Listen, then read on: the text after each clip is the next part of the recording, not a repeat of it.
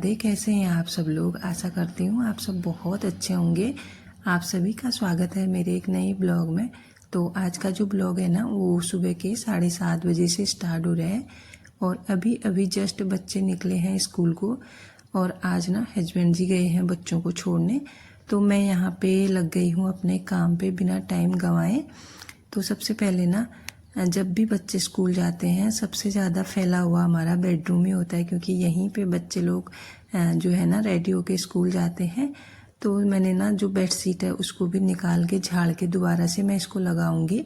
और बेड की भी मैंने अच्छे से क्लीनिंग कर दी है, डस्टिंग वगैरह। और आज ना मैं जो ये बेड शीट है उसको चेंज नहीं करूँगी, क्योंकि आज मेरे कपड़े भी थोड़े बहुत ना ज़्यादा हैं धोने, और मौसम भी आज सही नहीं हो रहा है, बारिश का मौसम हो रहा है। तो आज मैंने कहा इसी को लगा देती हूँ, 1-2 दिन में फिर चेंज करूँगी।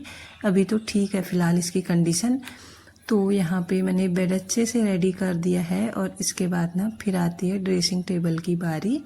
तो अब करती हूँ मैं ड्रेसिंग टेबल से ही। और आज मैंने अपने ही रूम से सफाई स्टार्ट की है। तो एक एक करके ना मैंने सारे कमरों की डस्टिंग कर ली थी, और लॉबी एरिया जो है वहाँ भी अच्छे से डस्टिंग कर ली थी। डस्टिंग का काम ना मेरा डेली का रहता है।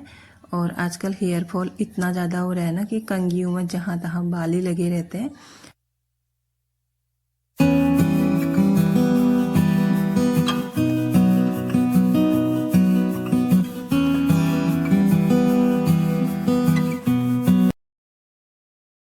आज ना मैं पूरे हफ्ते की सफाई करने वाली हूँ, पूरे घर को ना बहुत अच्छे तरीके से साफ करने वाली हूँ। और आप लोगों को भी बताऊंगी कि बिना मेहनत के मतलब पूरा घर कैसे साफ होता है।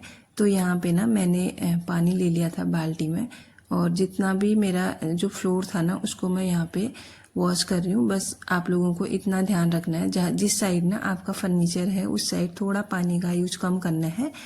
तो इससे क्या होता है ना, फर्नीचर सड़ने का डर रहता है। तो जिस साइड फर्नीचर है ना उस साइड में बहुत कम पानी यूज करती हूँ। और पूरे घर की ना आज मैं करूँगी धुलाई।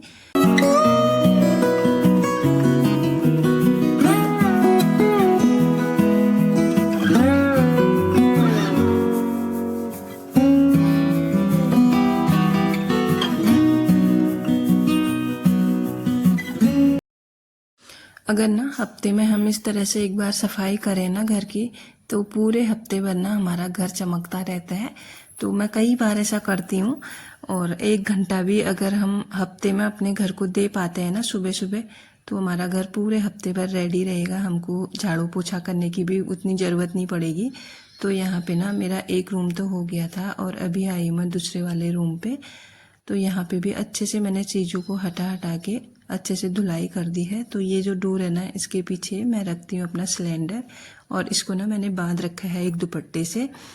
तो इससे क्या होता है ना, थोड़ा मतलब जहाँ तहाँ ना जैसे सिलेंडर लगता है तो ना दाग नहीं लगते हैं, और अच्छा भी नहीं लगता सिलेंडर ऐसे खुले रखने में ना, इसीलिए। तो यहाँ पे फिर आ गई हूँ मैं लॉबी एरिया में। तो सबसे पहले ना मैंने यहाँ का जो वॉश बेसिन एरिया है ना इसको अच्छे से क्लीन कर लिया है, क्योंकि जो शीशा है ना उसको तो मैं डेली क्लीन करती हूँ, और वॉश बेसिन भी डेली क्लीन करती हूँ। लेकिन ये जो पीछे साइड का इसका बैकग्राउंड है ना, ये मैं डेली क्लीन नहीं कर पाती हूँ, क्योंकि इसमें ना पानी का ही काम होता है, पानी से ही धो सकती हूँ मैं इसको। और दिन अगर पानी गिराऊंगी ना तो ये सारा फ्लोर गंदा हो जाएगा, गीला गीला हो जाएगा। इसीलिए मैं जब धुलाई करती हूँ उसी टाइम पे इसको धोती हूँ, हफ्ता 15 दिन में। तो आज ना मैं सोफों के पीछे से भी सारा कूड़ा कचरा जितना भी है ना निकालूंगी। और अब क्या है ना, दिवालियों का भी टाइम आ रहा है, साफ सफाई का भी देखना है, थोड़ा थोड़ा एक एक कॉर्नर करके। तो धीरे धीरे अब मैं भी स्टार्ट करूँगी दिवालियों की सफाई। वैसे अभी टाइम तो बहुत है, लेकिन धीरे धीरे करूँगी तो ना फिर जैसे त्यौहार का टाइम आएगा ना उस टाइम पे ज़्यादा प्रेशर नहीं रहेगा काम का। और करना तो सारा मैंने ही है, धीरे धीरे जब भी करूँ मैं मुझे ही करना है। तो मैं सोच रही थी कि अब थोड़ा थोड़ा करके मैं स्टार्ट कर दूँ, डेली एक एक कोना ले लूँ मैं घर का करके सोच रही हूँ मैं भी। तो यहाँ पे ना सोफे के पीछे इतना ज़्यादा कूड़ा इकट्ठा हो रखा था, और पूरे जाले लगे हुए थे सोफे के पीछे। तो सबसे पहले ना मैंने ये जाले झाड़े, और इसके पीछे कुछ चीज़ें भी गिरी हुई थी बच्चों की। तो जैसे यहाँ की सफाई ना डेली डेली तो हो नहीं पाती है ना, कभी कभार हफ्ते में 15 दिन में ऐसे करके मैं करती हूँ इधर की सफाई। और इससे ना ज़्यादा कूड़ा भी जमा नहीं होता है, तो थोड़ा बहुत ठीक ठाक ही था, मतलब ज़्यादा तो नहीं हो रहा था। और ये पीछे साइड की जो दीवार है ना, यहाँ पे भी झाड़ू बहुत कम लगती है, तो इसमें भी थोड़े बहुत जाले लगे थे, मैंने उनको भी क्लीन कर दिया है। और यहाँ का भी अब मैंने कर दिया है स्टार्ट धोना। तो सबसे पहले ना जहाँ पे मैंने सोफ़ा रखा था वहाँ से मैं स्टार्ट करूँगी। नीचे साइड को ना हल्का सा डाउन है, तो पानी नीचे साइड को ही जाएगा। और फिर यहाँ की धुलाई जब मैं करूँगी सोफ़ा ऊपर कर लूँगी। और अब एक दिन ना मुझे सोफ़ा भी क्लीन करना है बहुत अच्छे तरीके से। तो यहाँ पे की धुलाई मैंने कर दी है और सोफ़ा भी लगा दिया उसकी जगह में। तो यहाँ पे अब देख सकते हैं आप, इतना सारा कूड़ा निकला है, छोटा छोटा, अंदर से छोटा बड़ा जितना भी होता है सारा निकल आता है। तो कभी कभी ऐसा होता है ना, बच्चे क्या करते हैं, कुछ चीज़ें खाते हैं या फिर खेलते हैं ना, बेड के पीछे इधर उधर सारा डाल देते हैं, तो वो चीज़ें दिखती नहीं है, तो बेड के नीचे हाथ तो जाता नहीं है, इसी चक्कर में ना इतना सारा कूड़ा हो जाता है। तो इसके बाद मेरी धुलाई हो गई थी, तो उसके बाद ना फिर मैं आ गई थी मंदिर में नहा धो के, तो मंदिर भी मैंने क्लीन किया। और यहाँ पे कान्हा जी अभी सोए हैं, इसके बाद मैंने कान्हा जी को उठाना है, तो सबसे पहले मैं पूजा की तैयारी कर लेती हूँ, फिर उठाऊंगी कान्हा जी को और उनको स्नान वगैरह करा के अच्छे से श्रृंगार करके फिर उनको बिठा के पूजा करनी है मैंने। तो जी यहाँ पे ना कान्हा जी नहा धो के बिल्कुल रेडी होके बैठ चुके हैं अच्छे राजा बेटा की तरह। और अब मैं फिर बीच में ना फूल तोड़ने भी मैं बाहर गई थी, क्योंकि मैं पहले ना मैंने सोचा अभी जब कान्हा जी उठेंगे तुलसी का पत्ता भी तोड़ के लाऊंगी, फूल भी तोड़ के लाऊंगी करके। तो फिर मैं बाहर गई और यहाँ पे मैं कर लूँगी अब पूजा। इसके बाद ना फिर अब मैं सीधे गई थी किचन में पूजा करने के बाद, और जल चढ़ाया मैंने, वो मेरा डेली का काम रहता है। तो यहाँ पे अब मैं बनाऊंगी कान्हा जी के लिए भोग। और मैंने बिना नहाए ना सुबह नाश्ता बना लिया था बच्चों के लिए, तो तब कान्हा जी के लिए कैसे बनाते, और अभी मैं बना रही हूँ उनके लिए भोग। और दूध भी बॉईल कर रही हूँ ताज़ा वाला, क्योंकि जो दूध कल का है मतलब वो कल का है। और सबसे पहले मैंने उनके लिए दूध बॉईल होने को रख दिया था, और यहाँ पे घी डाल दी है पैन में। जैसे ही मैंने यहाँ पे बनाने के लिए मैं तैयार हुई तो लाइट चली गई थी। फिर ना मैंने जो दूध है ना वो भी गैस में ही बॉईल किया था।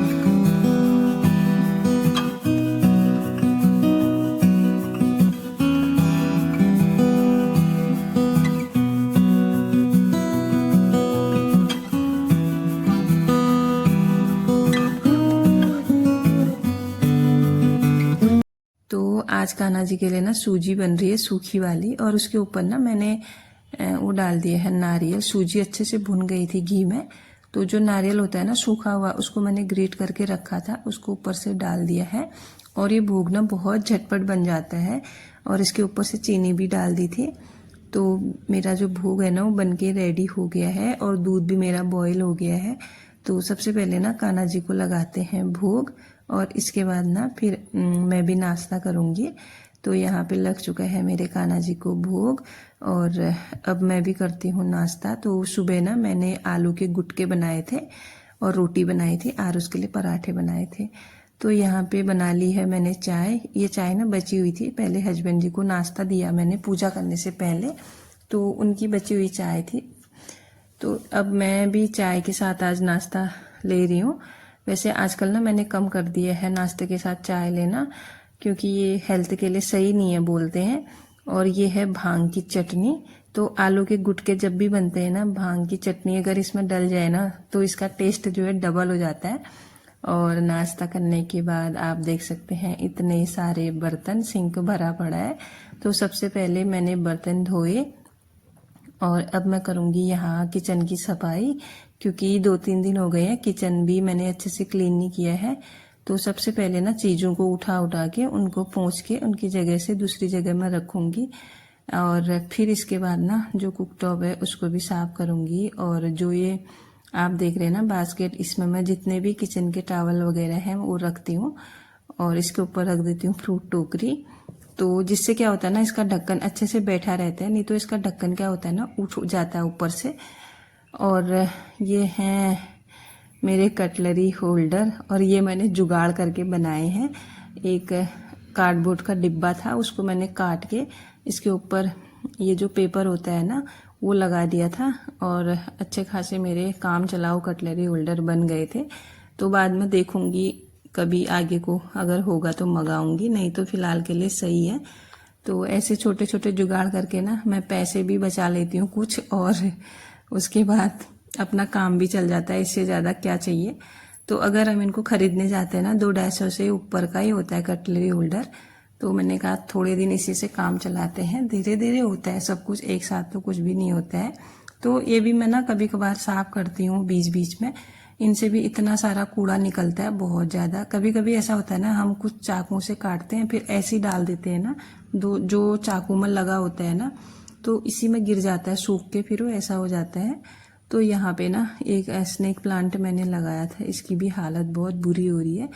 तो पता नहीं इसके पत्ते सूख रहे थे, बीच में 2-3 दिन पहले मैंने इसमें दवाई डाली तो अब जाके थोड़ा सा ठीक था। ये जितने भी खराब पत्ते थे ना मैंने निकाल के उनको साइड कर दिया है। और यहाँ पे अब मैं आ गई हूँ अपने मेन काम पे। तो सारे काउंटर टॉप को ना मैंने जो बिम्बार होता है उससे धो लिया है और थोड़ा सा इसमें विनेगर डाला था, मैंने विनेगर की बूंदें डाली थी जगह जगह पे।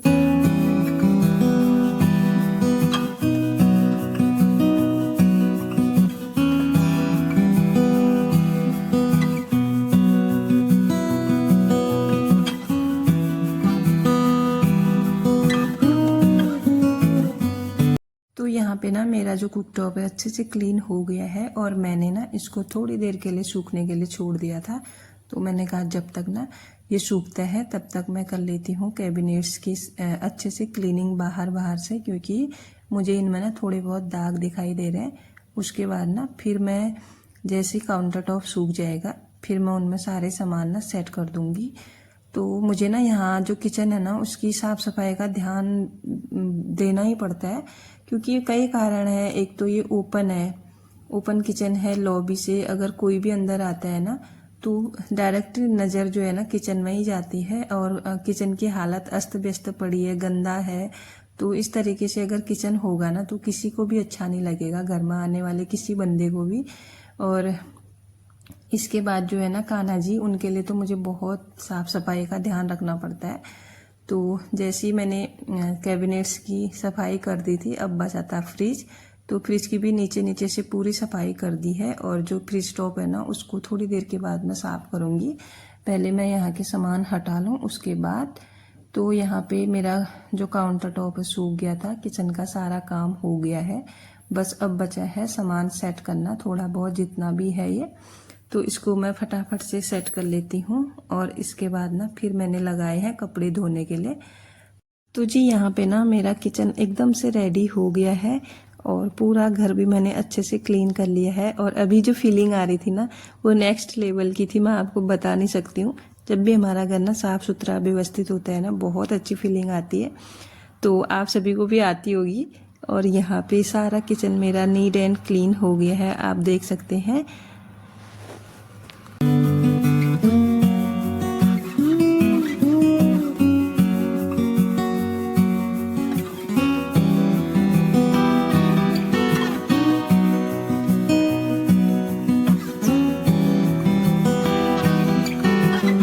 और इसी के साथ ना मेरे कपड़े भी धुल गए हैं, तो इनको भी मैं अब ड्राई करने के लिए डालूंगी। और आपको ना आज मैं जो कपड़े धोते समय ना उलझ जाते हैं, ये कैसे ना उलझें उसका एक बहुत अच्छी ट्रिक बताने वाली हूँ, आपको बहुत काम आएगी। तो जैसे ये वाली जो मशीनें होती है ना इसमें तो उलझते ही है 100% है। तो जो वो दूसरी मशीन होती है ना ऑटोमेटिक वाली, उसमें तो मुझे पता नहीं है क्योंकि वो मेरे पास नहीं है। तो जिसके पास भी ये मशीन है ना उसको तो बहुत प्रॉब्लम आती है कपड़े उलझने की।